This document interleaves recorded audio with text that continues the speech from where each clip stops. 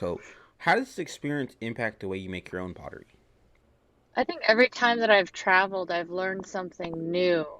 And I think for me, being in India, I started to think through how different it was or how differently they use the material there, or how they were interacting on another level that I felt like I hadn't done at all in the States. I feel like here in the States, I learned how to use an electric pottery wheel, and my clay came in boxes, and it was very, aired and stiff and pure. It didn't have any aggregate material in it or organics. And in India, one of the village potters I got to work with in Balasanor, it was a family that had lived right next to the area where there was beautiful clay right in the ground.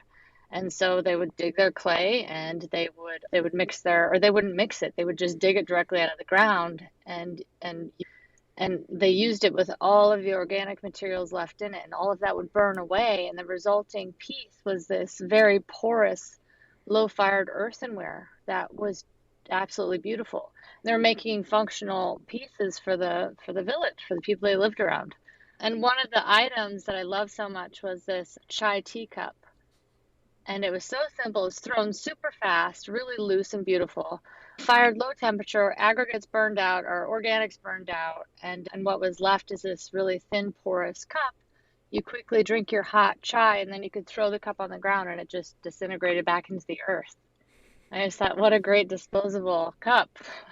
So I think I took all of that with me back to the States and also the work ethic there. I just feel like the potters there, their bodies were built for what they were doing. And they were throwing on these huge mobile pottery wheels that was just like a spinning top, and it had a heavy cement ring around the outside of the center wheel head.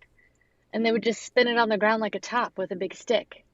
And then they'd have to crouch over this huge spinning mass of cement and throw on the wheel. So they were just so wiry and strong. And I thought, who am I? I'm back in the States just sitting on my butt. It's so easy to throw when I've got this electric wheel. And so I really developed a better work ethic, thinking that, I just hadn't done much yet and I hadn't worked that hard until I saw how hard they worked and how dedicated they were. Absolutely love that.